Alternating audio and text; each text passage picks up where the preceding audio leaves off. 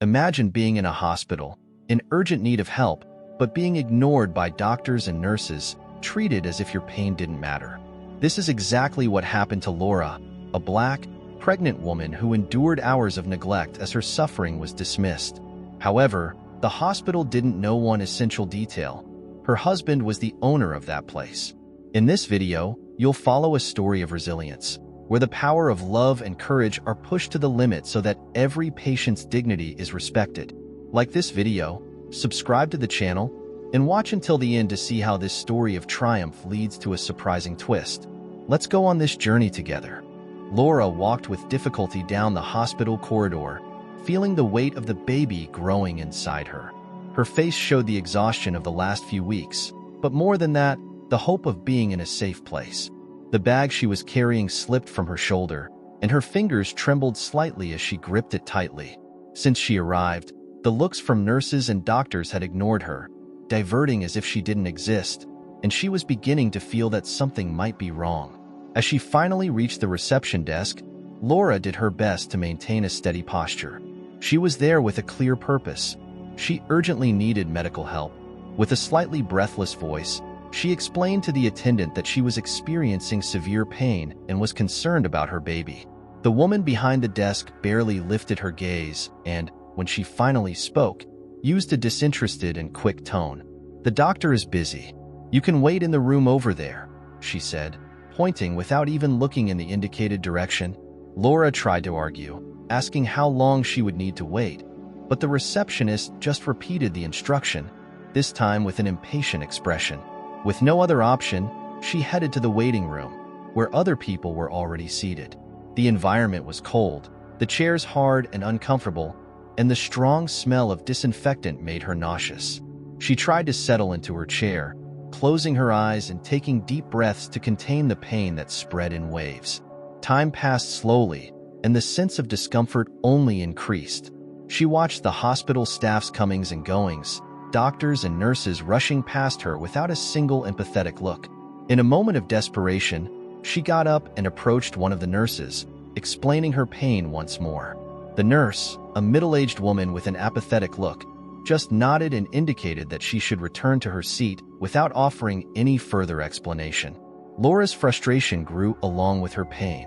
She was alone there, and the feeling of being invisible, ignored in a moment of extreme need, made her heart beat even harder. She picked up her cell phone and considered calling someone, perhaps her husband, but hesitated. Raphael was away on business, and she didn't want to worry him until she knew if something was really wrong. Another hour passed, and the discomfort in the waiting room became unbearable. Occasionally, a young mother next to her would look at her curiously, but quickly turned away without daring to start a conversation. Laura tried to stay calm, but her patience was running out. Finally, she stood up again and approached the reception desk, now determined to be heard. "Please, I really need help. I'm in pain and haven't been called yet," she said, with firmness mixed with desperation in her voice. The receptionist sighed, impatient, and finally lifted her gaze. With a cold tone, she responded, "You need to wait. The doctor will see you when he has time. If you can't wait, you can go somewhere else." The words cut through Laura like a blade. She tried to maintain her composure, but indignation took over. The pain that was once physical now mixed with emotional pain, and the feeling of being treated with disdain at that moment made her feel a deep sense of injustice. She returned to the waiting room, but this time the silence was even more oppressive. As time passed, Laura noticed every detail of her surroundings. The ticking of the clock on the wall, the hurried footsteps of the staff, the voices coming from the adjacent corridor. She felt small and vulnerable, a person in a place that should offer care but, at that moment, seemed to ignore her pain. Finally, after another long wait, Laura heard her name called by a disinterested voice. A young doctor with a tired expression appeared, without even looking her in the eyes, merely gesturing for her to follow him. He walked quickly down the corridor to a small consultation room, where he simply pointed to the chair, making it clear that the consultation would be brief. "So, what's bothering you?" he asked, without taking his eyes off the papers in front of him. Laura took a deep breath, explaining what she was feeling. She described the pain, mentioned her concerns about the baby, but the doctor seemed apathetic. He asked a few questions, and his tone was mechanical, as if he were following a standard procedure with no human involvement. After a brief observation, he simply muttered something about rest and headed to the door, indicating that the consultation was over. "But is that it?" Laura asked, incredulous. "I'm concerned. Won't you run any tests?" The doctor stopped, visibly annoyed by her insistence, and replied, "We don't have time for non-urgent cases. If you need further assistance, come back another time or find another hospital." The shock left her speechless. She felt empty, as if her plea for help had no value. With no option, she stood up and left the consultation room, walking down the corridor in a state of semi-trance.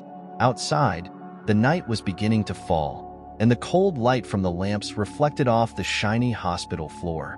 Laura held back her tears, determined not to let anyone see her in a moment of weakness. But inside her, something was beginning to change. She knew she didn't deserve to be treated that way, and her indignation was beginning to transform into something stronger, more determined.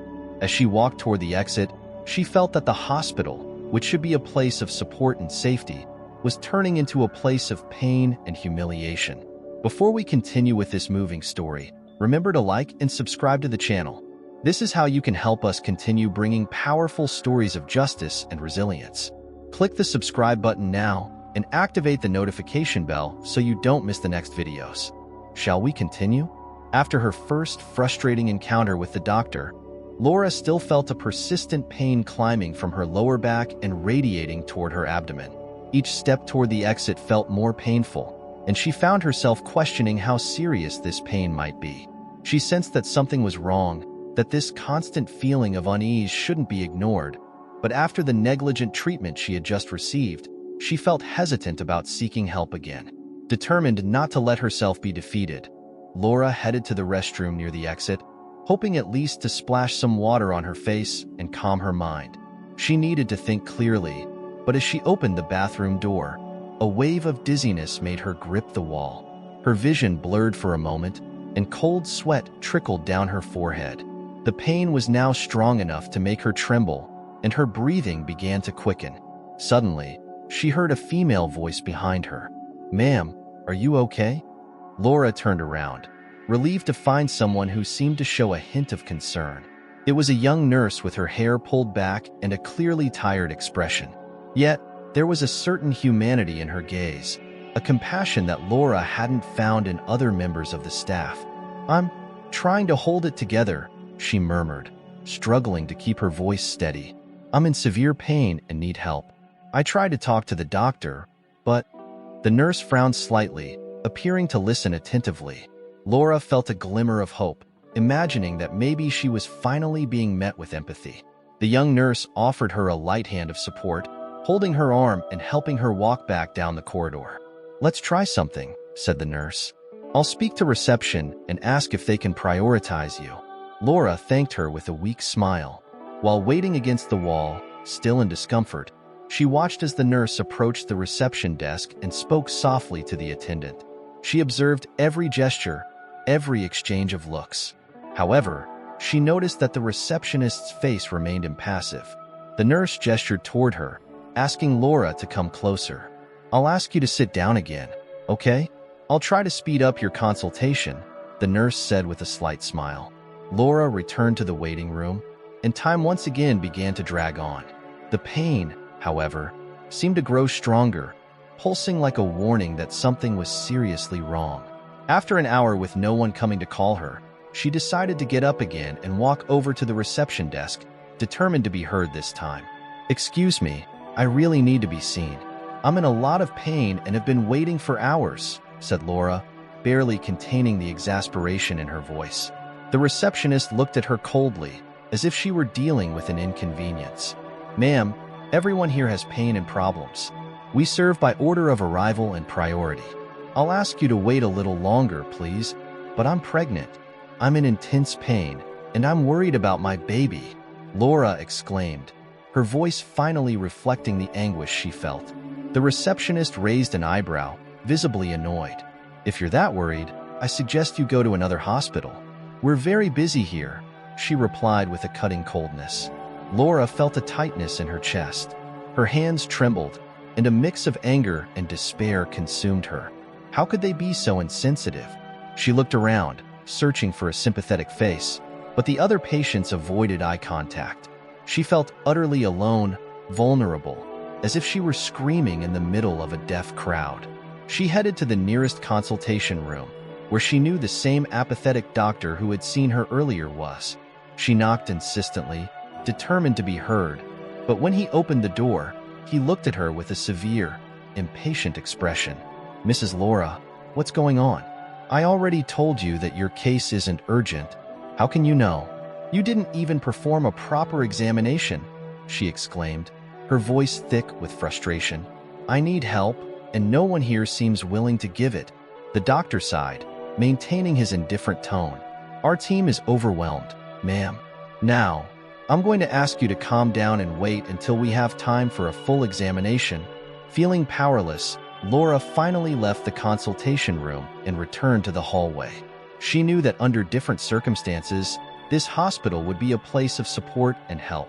She was fully aware of the privilege she supposedly had as Raphael's wife, the owner of the hospital.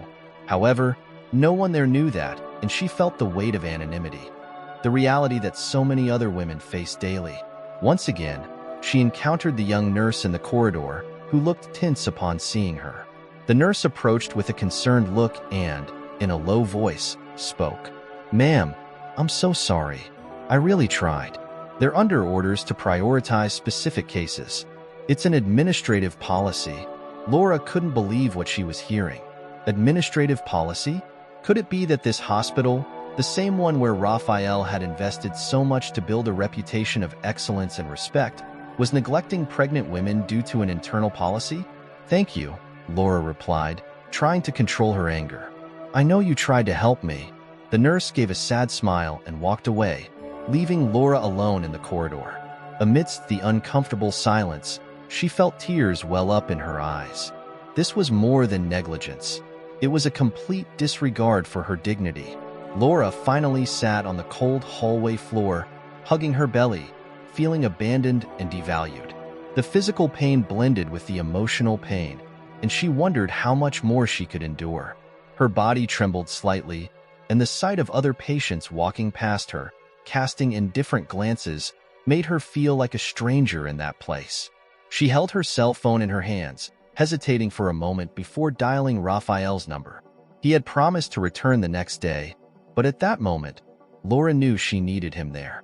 She needed someone to recognize her suffering and provide the support she couldn't find from anyone in that hospital. After a few rings, she heard her husband's familiar and firm voice. "Laura, are you okay?" Hearing Raphael's voice, all the tension she had been holding seemed to crumble, and the tears she had tried to contain finally rolled down her face.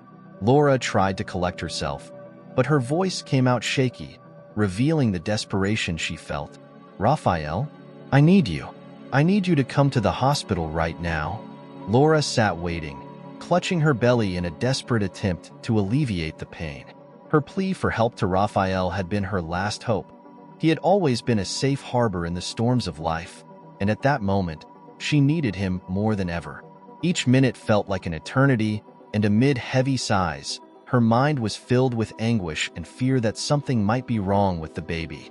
After all, every mother knows the almost visceral intuition when something is not right, and her body seemed to be crying out for help. From time to time, a nurse would hurriedly pass down the hallway but wouldn't even look her way. The physical discomfort of sitting on the floor, coupled with her growing sense of malaise, was intensified by the indifference surrounding her. After a while, Laura spotted the figure of the same young doctor who had seen her earlier walking down the hallway. He was chatting with another doctor, both laughing slightly. Feeling she could wait no longer, she seized the moment to try to speak with him again. "Doctor, please, I need help," Laura said, her voice revealing the urgency and despair she could no longer contain. The doctor stopped, casting a disdainful look in her direction before sighing and approaching, his expression a mix of impatience and annoyance. "Ma'am, I already told you we're prioritizing more serious cases. You need to learn to wait," he said in a cold tone. "But "Doctor, I'm pregnant, in severe pain, and no one here is willing to do a full examination or even listen to my concerns," Laura replied, trying to control her frustration. He observed her for a moment, as if considering a response, before crossing his arms and saying, "Look, ma'am, if everyone who came here claimed to have severe pain and wanted to be seen immediately, this hospital would stop functioning. I'm sure you're exaggerating. With the way you're standing here, maybe you're just tired. Go home and rest." Those words struck Laura with an unexpected brutality. She realized that no matter how many times she begged, the response would always be the same.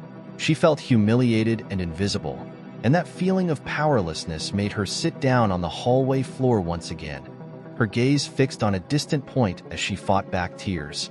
It was then that she felt her phone vibrate in her hands. It was a message from Raphael. "I'm on my way, my love. Just a little longer." For a moment, the message brought some relief.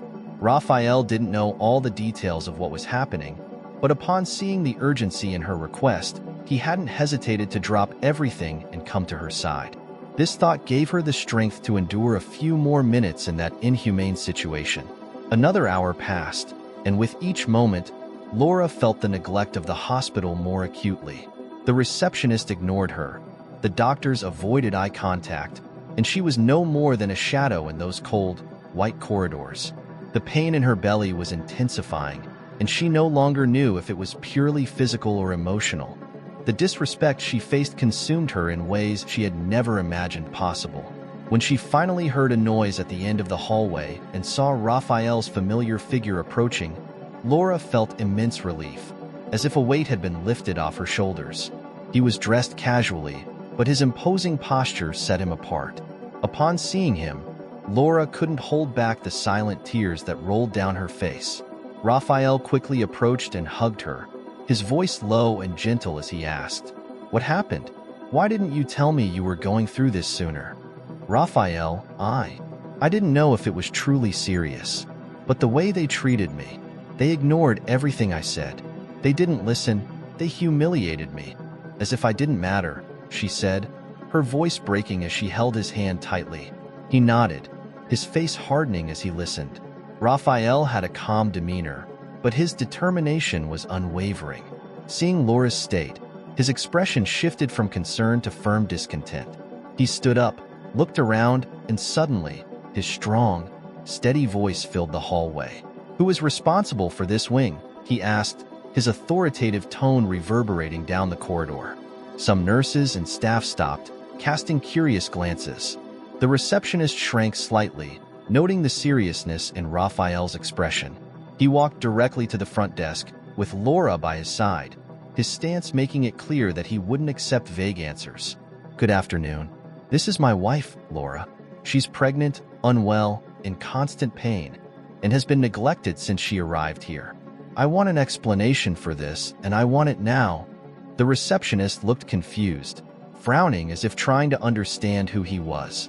When she finally recognized his last name and the seriousness in his voice, she swallowed hard, hesitating. "Oh, sir, I'm sorry, I didn't know," the receptionist began. But Raphael cut her off, impatient. "I don't want apologies. I want action. Call the person responsible for this department. My wife has been here for hours, and no one has even done a proper examination." The murmurs among the staff began to grow, and within minutes, a senior doctor, recognized as the head of the team, appeared with a confused and slightly alarmed expression. Raphael wasted no time. He explained the situation precisely, every detail revealing Laura's suffering and the severe failure of the staff. The department head, visibly unsettled, tried to deflect the situation. "Sir, we didn't know she was your wife," he said, attempting to justify. Those words made Raphael's blood boil, and Laura felt her own anger rising within her. Raphael raised his voice. "She should be treated with respect and dignity, regardless of who she's married to. Every patient here deserves that. But you neglected her health and treated her with disdain, without a single examination or consideration." The department head was speechless, while the tension in the room reached its peak. The staff who had previously ignored Laura now watched her with expressions of surprise and embarrassment. as if suddenly realizing the severity of their actions. Now, she needs a full examination with all necessary tests. And I want to personally see who was responsible for this negligence, Raphael concluded, his gaze fixed on the department head, who nodded and hastily moved to give instructions. Laura, who had previously felt invisible, now saw all attention focused on her, but in circumstances that should never have been necessary. She held Raphael's hand, feeling his firm support, but her heart was still heavy from the unjust treatment she had endured. She knew that, to those people, her presence had only become significant because of her husband's status, and that thought troubled her deeply. The young nurse, the same one who had discreetly tried to help her earlier, reappeared, now visibly more confident. With care and attention, she guided Laura to a consultation room where they began the tests that should have been done from the start. Although it was comforting to know she would finally receive the necessary treatment, Laura couldn't forget what she had gone through. Raphael stayed by her side throughout the process, his eyes watching each movement of the professionals, who now acted with double diligence. The injustice she had suffered wouldn't be forgotten, and Laura knew that this episode would forever change her perspective. As the exams were conducted, Laura felt a mix of relief and indignation growing within her. The machines around her, the soft hum of monitoring devices, and the cold touch of the stethoscope on her abdomen were reminders of the care she should have received from the moment she arrived. Raphael was by her side, his eyes fixed on the precise movements of the doctor who was now examining Laura with the utmost care. However, the tension on his face was visible. The doctor, aware of Raphael's presence, performed each procedure meticulously, yet maintained a certain distance. It wasn't only the fear of having made a serious mistake, but also a discomfort in knowing his conduct was under scrutiny by someone who, until now, seemed detached from the hospital's daily affairs. As the examination continued, Raphael addressed the doctor, his voice low but firm. "I want to know exactly what happened here. What kind of procedure is followed when a pregnant patient comes in with pain?" he asked, his eyes locked on the doctor. The doctor hesitated for a moment before responding, trying to keep a professional tone. "Sir, our team is trained to follow a protocol. We believe that more critical cases should be prioritized and, sometimes, in high-demand situations, certain cases may not appear urgent at first glance. And, well," he hesitated, choosing his words carefully, "there are patients who come to the hospital for issues that could be resolved without the urgency of a hospital visit." Raphael raised his eyebrows, incredulous. "Issues that could be resolved? A pregnant woman, in severe pain, walks into the hospital, and you decide that perhaps she could go home? That's your interpretation of a non-urgent case." The doctor avoided Raphael's gaze, his face tense as he tried to maintain control over the situation. Laura watched everything in silence, still trying to absorb the gravity of what had happened. She now realized that the behavior of those professionals wasn't merely a lack of empathy. There was something systematic, an attitude seemingly ingrained in how the hospital dealt with patients who weren't deemed a priority. And she, at that moment, was just one of those numbers. After a few minutes, the young nurse entered the consultation room. She seemed reluctant, but upon seeing Laura and Raphael, decided to stay, sensing that perhaps she could help in some way. With a quick glance, Laura noticed the nurse's discomfort and, on impulse, called out to her. "You tried to help me before, didn't you? I remember you." The nurse nodded, her eyes avoiding direct contact with Raphael's. "Yes, ma'am. I really tried." But, she hesitated, as if fearing she might say too much. "There are certain policies here.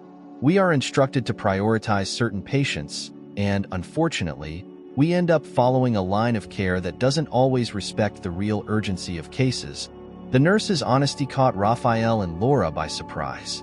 Raphael leaned slightly, his expression softening for a moment. "Explain this line of care to me. Who decides which patients are prioritized, and based on what?" Raphael asked.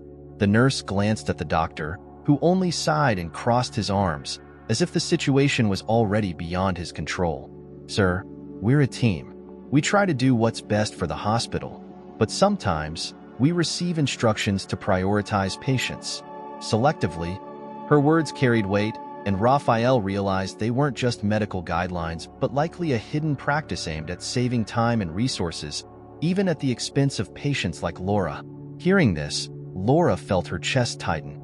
For years, she believed that Raphael's hospital was a place where people received dignified treatment, where everyone was seen and respected. But now, listening to this explanation, she understood that her own life experience, and that of those around her, was completely different from the reality of that system. As Laura processed this revelation, Raphael clenched his fists, trying to keep calm. This cold and impersonal policy, disguised as protocol, revealed a profound flaw, a culture that valued the time of the medical staff more than the dignity and safety of the patients. "Do you understand what this means?" Raphael said, in a low, controlled tone. "I invested my life here to offer the best care. This was supposed to be a place where everyone, without exception, was treated with respect. But you decided that you could choose who deserves to be attended to. This is unacceptable." The doctor attempted to intervene, still trying to justify the hospital's policy. "Sir, we were only trying to make care more efficient. There's constant demand, and unfortunately, we have to make choices. If every patient who comes in is treated as a priority, the system collapses. And yes, I admit, Mrs. Laura was neglected. I won't deny that. But it's a reality we need to face."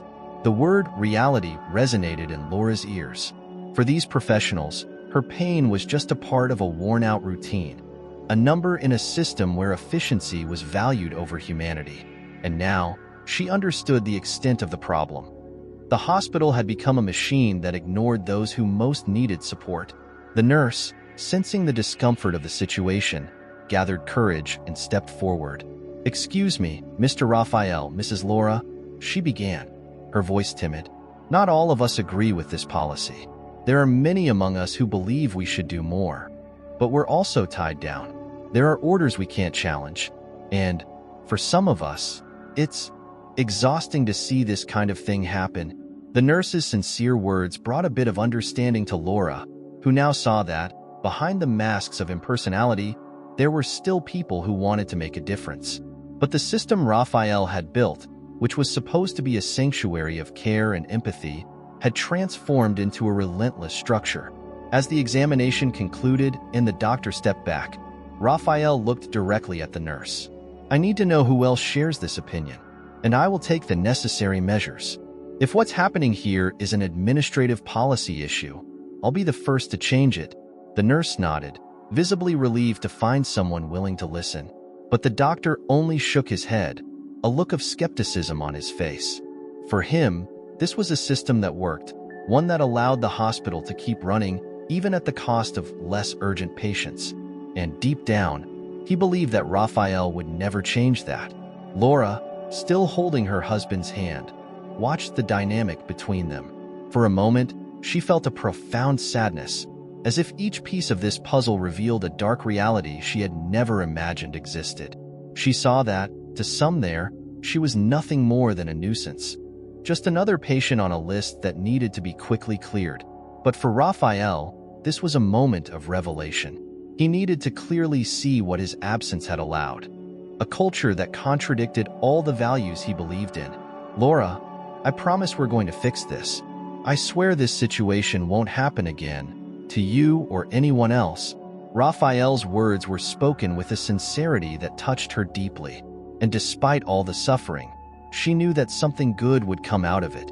The block concluded with the examination completed and Raphael's promise that changes would be made. Laura was relieved, but at the same time, she carried a silent sadness for what the hospital had become. She knew their fight didn't end there, but she felt that now they had a more important mission: to reform that system and restore dignity to all patients. After Raphael's promise to correct the mistakes and ensure that Laura's mistreatment would not happen again, he gathered with the department head and the medical team to discuss immediate changes. Laura, seated on a nearby bench, watched from a distance. There was something in Raphael's gaze, a determination she knew well, and it sparked a glimmer of hope in her. For the first time since arriving at the hospital, she felt that perhaps, finally, someone was willing to listen and fix what was wrong. Raphael spoke in a low voice, but his posture conveyed firmness. He explained to the doctors and nurses present that the hospital could no longer allow patients to be treated negligently, especially those who, like Laura, required immediate care. The department head listened carefully, his expression cautious, while the other professionals exchanged nervous glances, understanding the gravity of the situation. Raphael closed the meeting with a clear statement. This hospital was built to be a place of care and safety.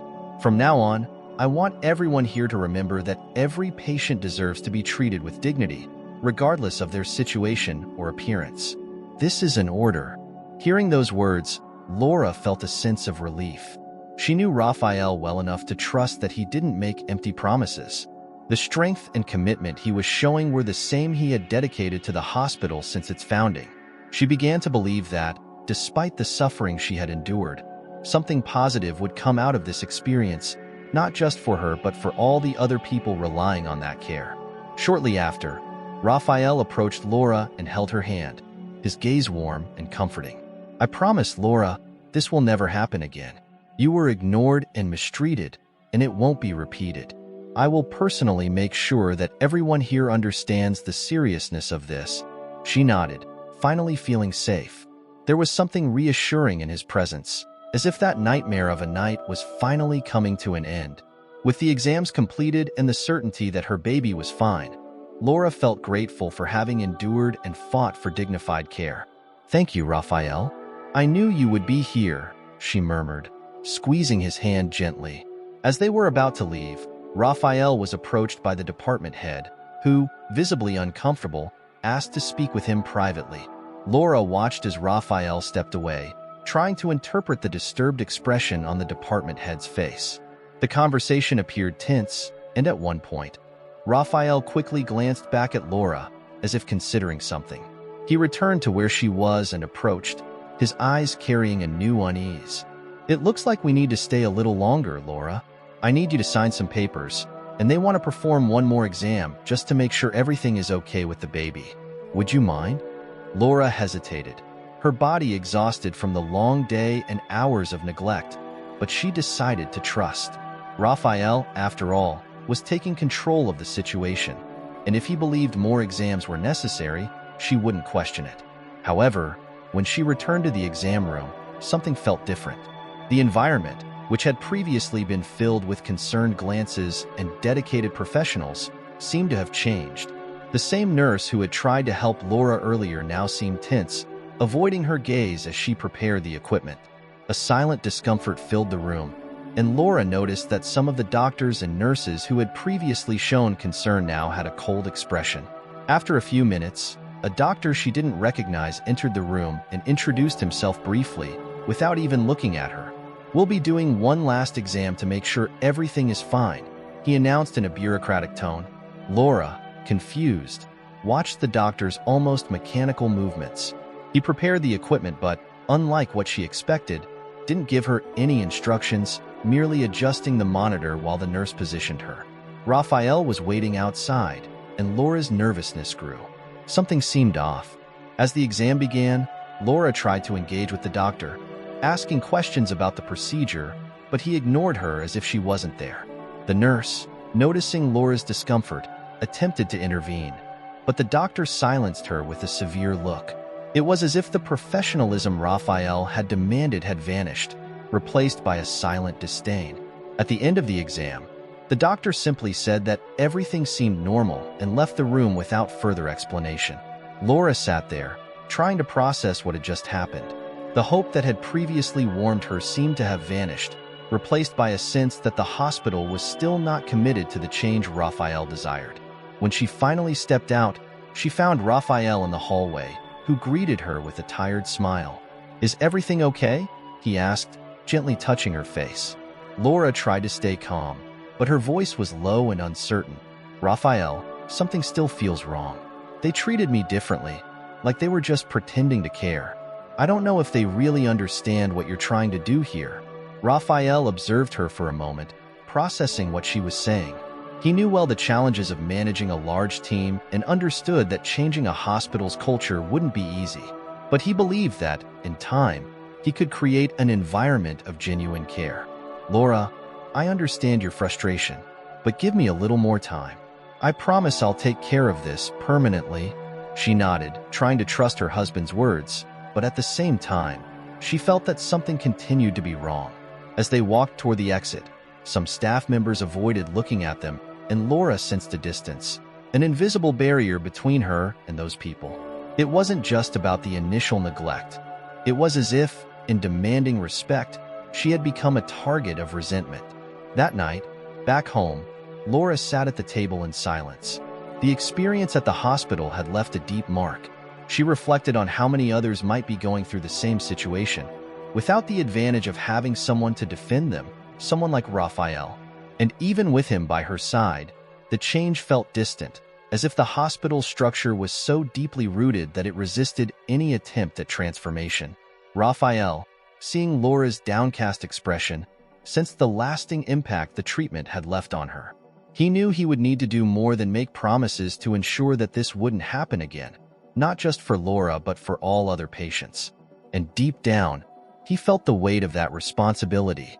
Laura placed her hand over her belly, feeling a deep connection with the child growing inside her. That child would be her legacy, and she wanted him to be born into a world where every person was respected and cared for. But as she reflected on everything she had endured, she knew that the journey toward that change was only just beginning. The morning after the episode at the hospital, Raphael woke up determined to implement changes, even if it meant reviewing every procedure. Laura, by his side, was still shaken, but her determined gaze showed that she was ready to support her husband.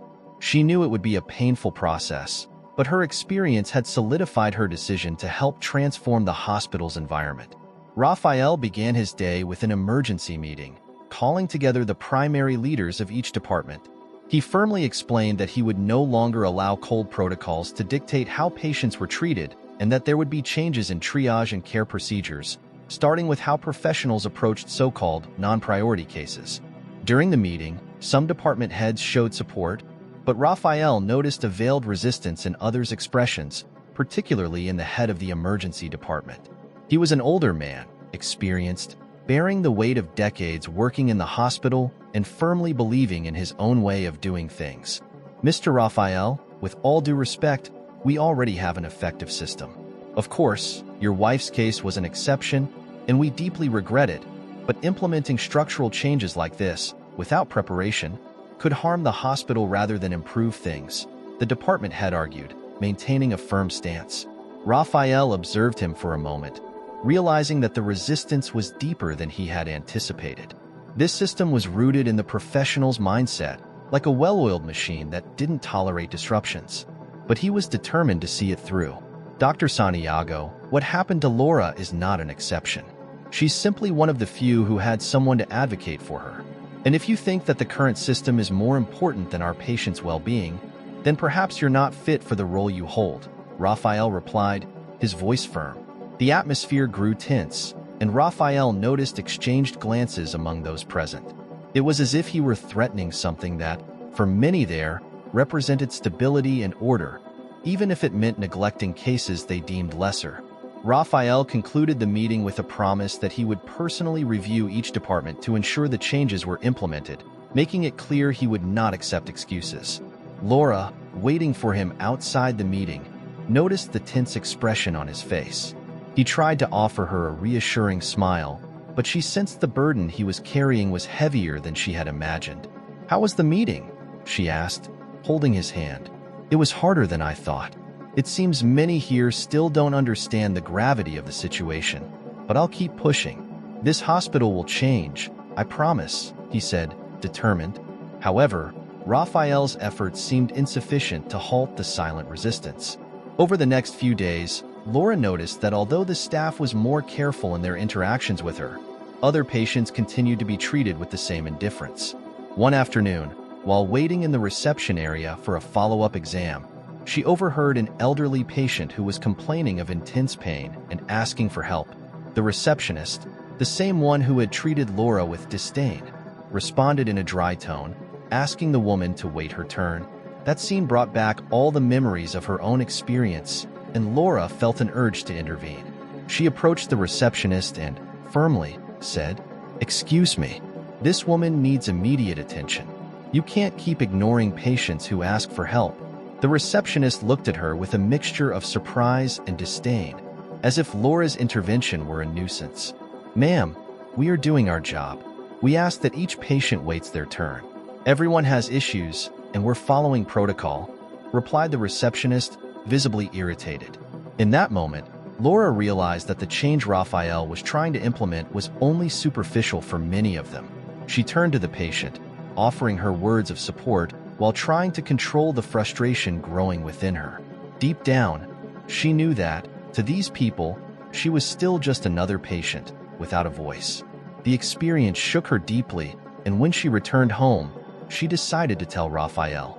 He listened carefully, his eyes narrowing as he absorbed every word. It was clear to him that he would need a more drastic approach if he wanted to transform the hospital's culture. "This means that it's not enough to give orders. I'll need to restructure every department and deal with every person who thinks they can continue ignoring our patients," he said, clenching his fists. But the next morning, a new obstacle arose unexpectedly. Raphael received a call from the hospital administration, alerting him that some employees had filed formal complaints about arbitrary changes being made without prior consultation. The complaint was that the work environment was under pressure and that Raphael's recent measures had destabilized the team. Raphael was furious. Those complaints were coming precisely from people who didn't want change, who resisted any effort to make the hospital more humane. He knew that behind the formal words lay the resistance of people who preferred to maintain the status quo, indifferent to patient suffering. Laura, seeing the dark expression on Raphael's face, felt a mixture of sadness and empathy. She knew how much he wanted to make a difference, but it seemed that every step he took was met with a new barrier. Maybe they need to see for themselves what's happening. Maybe this change will only come if people understand the real impact, suggested Laura. Raphael looked at her for a moment, understanding what she meant. He needed to expose the reality that was being ignored, to make each team member see the pain and neglect that the system was causing. It was a risk, but he was willing to take it. In the days that followed, Raphael began implementing even stricter changes, forcing the team to closely monitor each patient's condition, requiring detailed reports, and holding constant meetings on humane care. Some employees embraced the changes, while others openly showed their discontent. Laura, meanwhile, continued to closely observe every interaction in the hospital, always offering words of encouragement to the patients she encountered and trying to provide some comfort where the staff failed. Although she still felt the tension and disdain from some professionals, her support for Raphael grew stronger, and she knew this was the only path to truly transform the hospital. But the battle was just beginning, and with each step, Laura and Raphael faced new challenges. They both knew the resistance was strong, that the system fought back against change like a caged beast, but they were determined not to give up. Raphael took a deep breath before opening the door to the conference room, where the hospital's senior leaders awaited him. It was a well-lit room, but the atmosphere was heavy, filled with distrustful glances and muffled whispers. Laura's heart was racing as she accompanied Raphael. It was the first time she'd seen him confront his own team so directly. But watching his determined face, she felt strengthened and ready to face this battle by his side. Dr. Santiago, the head of the emergency department, sat at the head of the table with his arms crossed and an expression of impatience. Beside him, other administrative members held rigid postures, clearly showing they weren't inclined to make things easy for Raphael. "Mr. Raphael, thank you for joining us," Dr. Santiago said, in a formal tone that barely concealed his displeasure. "We're here to discuss the recent changes that were implemented without prior consultation, which, according to our assessment, have compromised the team's efficiency and increased tension among staff." Raphael nodded, maintaining his composure, but didn't hesitate to respond with firmness. "Dr. Santiago, we're here for something far more important than maintaining routines or ensuring the team's efficiency. We're here to discuss the dignity of our patients who have been neglected. My wife, Laura, is just one example of the many people who suffer in silence under this inhumane system." Raphael's statement caused a stir among those present. Laura noticed some of the leaders avoided looking at her, while others exchanged disdainful glances. But Dr. Santiago remained unfazed, His face hardened, and he replied with a look that conveyed a mix of disdain and condescension. "Mr. Raphael, with all due respect, your involvement in this matter is personal. We cannot base an entire hospital's policies on a single, isolated incident. This system has worked for years, and our professionals know what they're doing. Drastically changing it just because of a personal experience puts at risk the structure that has ensured our success." Dr. Santiago's words made Laura's blood boil. She tried to keep her voice steady but couldn't resist intervening. "Doctor, do you truly believe this is an isolated incident? I was here for hours, observing the indifferent treatment others receive as well. This hospital has stopped being a place of care and has become a cold, unfeeling machine. What I experienced is just a reflection of what many face every day." Some of the team members looked at her, visibly uncomfortable with her frankness. But, to Laura's shock, Dr. Santiago merely shook his head, as if listening to something trivial. "Mrs. Laura, I understand it was a difficult experience for you, but the hospital has limitations. We cannot treat everyone as if they're urgent cases. We need a rigid protocol to maintain order, and each professional here is trained to identify priorities." Raphael interrupted, his voice firm. "That's exactly the problem, Dr. Santiago. The priority system you defend so fiercely doesn't care about people. It only cares about numbers and statistics. We're talking about human lives, not a production line." The direct confrontation between the two leaders divided the room. Some looked on with discomfort, while others, clearly aligned with Santiago's mindset, remained impassive. Laura observed Dr. Santiago's cold gaze and realized that, to him, the hospital was more significant than the people it was supposed to care for. It wasn't just a lack of empathy. It was a mechanical, impersonal view, as if patients were merely parts of a system to be managed. Raphael stepped forward, his voice more intense, as if each word were a punch. "Let me be clear with all of you. Either this hospital commits to treating every patient with the respect and dignity they deserve, or I will make administrative and personnel changes to ensure that commitment becomes a reality. I will not allow my wife or any other patient to go through what she endured here again." Raphael's declaration dropped like a bomb in the room. Dr. Santiago, visibly annoyed, responded with a challenging expression. "If you wish to turn the hospital into a chaotic environment where every patient demands priority, then you're straying from the purpose of efficiency and safety that we've built. This hospital is successful because of the discipline we maintain, not through pandering to emotional demands."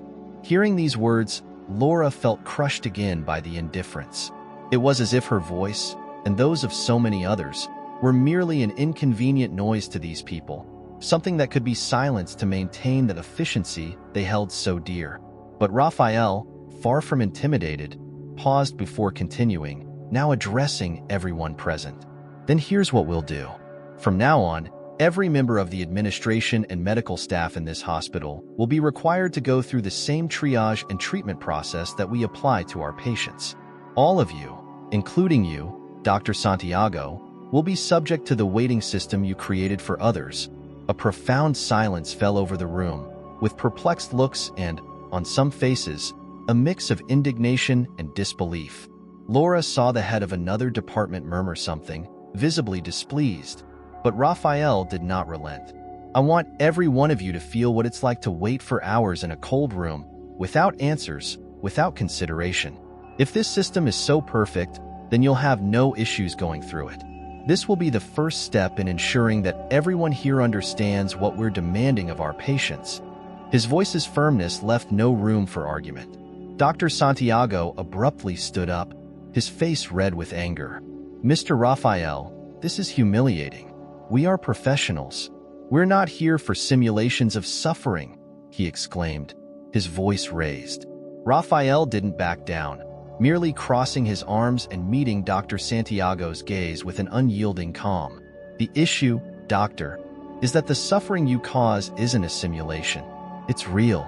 You treat human lives like items on a spreadsheet. If you wish to continue working in this hospital, you'll need to see the reality of what it's like to be a patient here." The impact of Raphael's words made each team member look at him with a mixture of respect and apprehension. It was the first time anyone had confronted them so directly, exposing the flaws of a system long considered efficient. Laura observed everything, finally feeling represented, not just as his wife, but as someone who had seen the dark side of that institution. Raphael was committed to transforming the hospital and, more than that, to standing up to everyone who opposed the true purpose of medicine, human care. The meeting ended in tense silence. As they left, Raphael held Laura's hand, both understanding that this was only the beginning of a struggle that would demand much more from them. But, for the first time, they felt they had taken a concrete step toward transforming that environment. As they walked through the hospital corridors, Laura noticed a new silence. Doctors and nurses looked at her differently, some with slight embarrassment, others with an attempt at understanding. Raphael's confrontation with the leaders had broken an invisible barrier, and seeing the expressions around her, Laura felt that, finally, there was a chance for change. The weeks following the confrontation were intense and full of transformations. Raphael implemented the new policy requiring professionals, from department heads to nurses, to experience the triage and treatment process they had previously imposed on patients. On the first day, a tense atmosphere filled the hospital. Doctors, nurses, and administrative staff were made to wait in lines, answer repetitive questions, and receive impersonal guidance, exactly as the patients they often ignored had experienced. Laura, returning to the hospital for a final follow-up exam, observed the impact of these changes from a distance. She saw Dr. Santiago, now visibly uncomfortable, waiting in line alongside other professionals, his expression heavy with frustration. For the first time, he was experiencing the loss of control he often imposed on others. This experience repeated itself with other team members, each of them facing the same reality they had so frequently overlooked. As Raphael had hoped, the effects soon began to show. During the first week, daily reports reflected a radical shift in the professionals' behavior. After going through the discomfort of impersonal triage, many realized the emotional toll it took on patients. The nurse who had treated Laura with indifference now approached patients with a more attentive manner, listening patiently and offering comforting words. Those who initially resisted the changes began to understand that the rigid, cold process they imposed was actually an unnecessary burden affecting lives. As Laura witnessed these changes, she felt relief, though it still bore the pain of what she had endured. But she was reassured that her suffering hadn't been in vain. The restructuring of the hospital was finally underway, and Raphael tirelessly continued overseeing each step. He implemented training programs focused on empathy and compassionate care, mandatory for all employees, and he personally monitored the impact of these changes. During one of her visits to the hospital, Laura was approached by a young doctor who, hesitantly, apologized for the behavior of the team.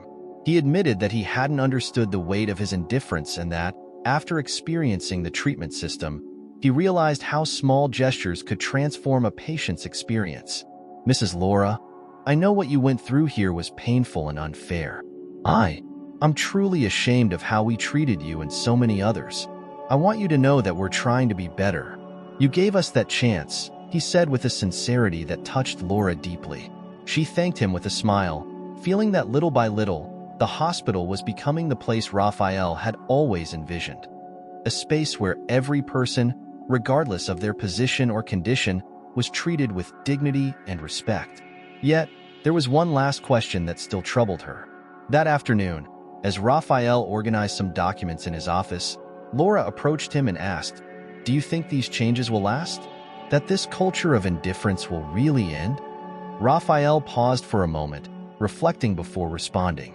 "I believe change is possible, Laura, but I know it's not something that happens overnight. It will require vigilance, training, and constant commitment from each of us. But now we have a solid foundation, and you showed me that it's worth fighting for." He hugged her, and Laura felt that, despite all the pain, she had found a greater purpose in her struggle. Their story was now that of everyone who had once been voiceless and who, at last, would be treated with respect. That week, Dr. Santiago announced his retirement. Raphael knew this decision was a direct result of the changes he had imposed, as Dr. Santiago preferred to step aside rather than adapt to the new environment. Laura and Raphael took the news with the calm understanding that, for transformation to be genuine, some people needed to move on. In Santiago's absence, Rafael promoted a young doctor known for her dedication to patient care to lead the emergency department. Under her leadership, the department underwent a complete overhaul, adopting protocols that prioritized not just urgency, but humane care. The changes were slow but steady, and the positive impact was soon felt by patients. When Laura visited the hospital again weeks later, she observed with satisfaction the small but significant differences. The environment was more welcoming, the staff more attentive, and the patients, once invisible, were finally treated as an essential part of the institution. That day, as she left the hospital, Laura felt a peace she hadn't experienced in a long time. Rafael had kept his promise, and together, they had transformed the hospital into a place of dignity and respect. She knew the process was still ongoing, but now, with a committed team and inspired leadership, she was confident these changes would be lasting. Looking at Rafael, she saw not just her husband, but a man who had fought by her side for an ideal that would benefit so many others. And in that moment, she felt that all the suffering, all the pain, had been worth it to change lives for the better. After all the suffering, Laura and Rafael teach us that dignity is a right that should never be denied. Every life matters, and every patient deserves to be treated with respect and humanity. The change they achieved at the hospital is a reminder that, with courage and perseverance, it's possible to transform entrenched systems of injustice and create environments of compassion and empathy. This story is an invitation for all of us to reflect on how we treat others and how we can contribute to making our world a kinder, more compassionate place. If you appreciated this story and believe in the importance of human respect, leave a comment on what we should do to ensure every person receives the treatment they deserve. And don't forget to subscribe to the channel for more stories of resilience and transformation.